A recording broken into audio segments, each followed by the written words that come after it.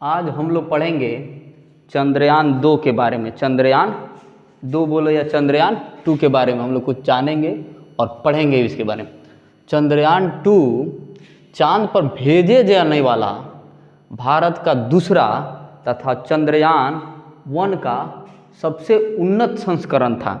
उन्नत संस्करण यानी काफ़ी उसे बेहतर कंडीशन में बना था, बेहतर ढंग से बना था और अच्छे उपकरणों के माध्यम से बना था। अप्रैल 2018 में भेजे जाने की योजना तैयार की गई, यानी चंद्रयान 2 को 2018 में भेजे जाने की योजना बनाई गई। 2018 में अप्रैल में योजना बनने लगा कि कब इसको भेजा जाए।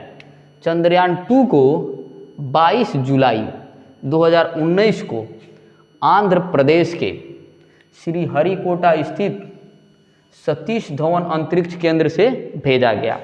तो ये क्वेश्चन आ सकता है कि इसकी योजना कब बनाई गई। अप्रैल 2018 में इसकी योजना बनाई गई और कब भेजा गया।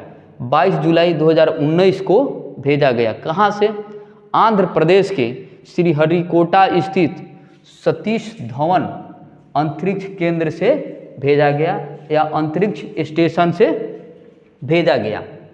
चंद्रयान 2 का नाम प्रज्ञान है, जो 6 पहियों वाला ये क्या है? रोबोट है। यानी चंद्रयान 2 का नाम क्या है? प्रज्ञान।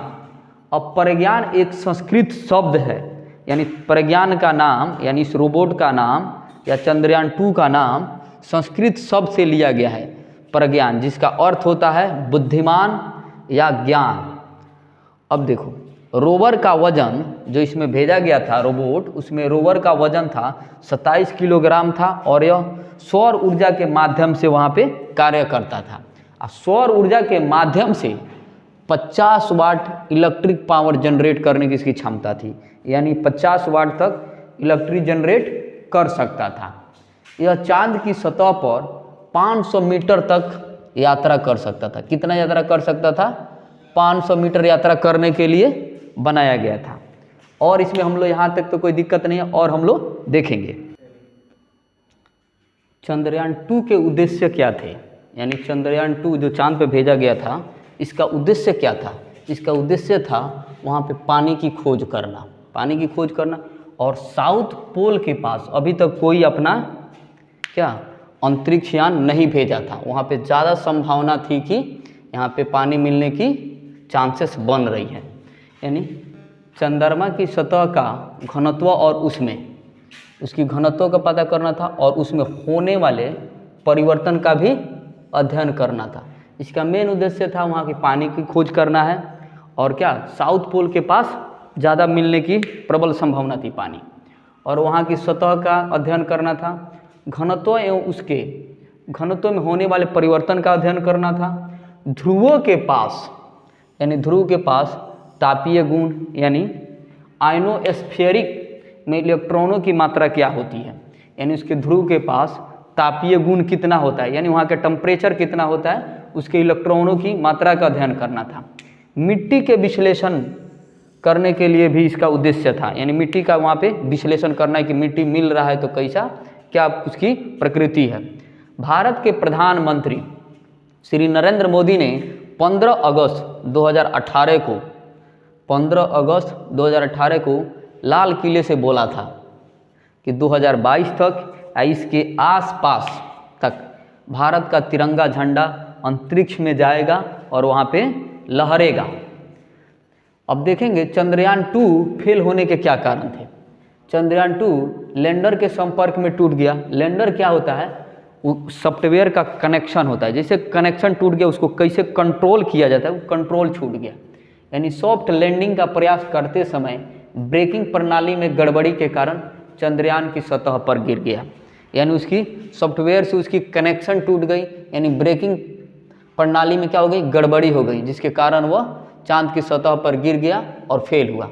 उस समय जो अपने अध्यक्ष थे डॉक्टर के सिवन पीएम नरेंद्र मोदी के सामने रो पड़े। यानी उनकी क्या हो गई? उनकी सारी प्रयास असफल हो गई, सारे लोगों की निगाह उनके तरफ थी और वो रो पड़े। फिर देखेंगे जो समय था वो फिक्स किया गया था, कितने समय के लिए गया था। तो पृथ्वी की चक्कर 23 दिन लगाया और चांद की कक्ष में पहुंचने में इसको कितना लगा, 6 दिन लगा था। इसका वजन था 3850 kg।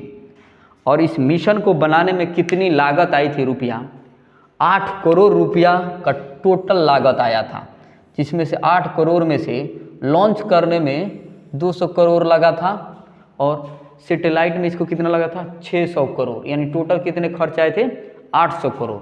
उस समय इसरो के अध्यक्ष कौन थे, डॉक्टर के शिवन, जिन्हें हम लोग रॉकेट मैन के नाम से भी जानते हैं।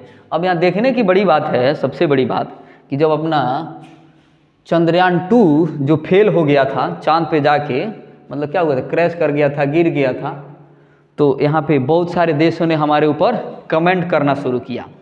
तो जो हिंदी के काफ़ी प्रसिद्ध प्रचलित कवि हैं डॉक्टर कुमार विश्वास, इन पे कोई ट्वीट करके पाकिस्तानी कोई बोला था, कह रहे ओ साहिर साहब, आपकी चंद्रयान तो चांद पे पहुंची नहीं। तो उन्होंने उसका तुरंत रिप्लाई दिया था क्या, कि चांद पे तिरंगा देखना।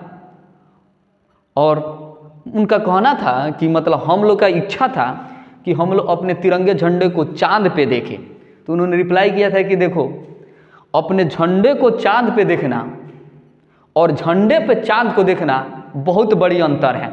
यानी भारत की क्षमता है कि अपने तिरंगा झंडा को चांद पे देखे, और अपने पड़ोसी मुल्क पाकिस्तान की क्षमता है कि अपने झंडे पे चांद को देखे।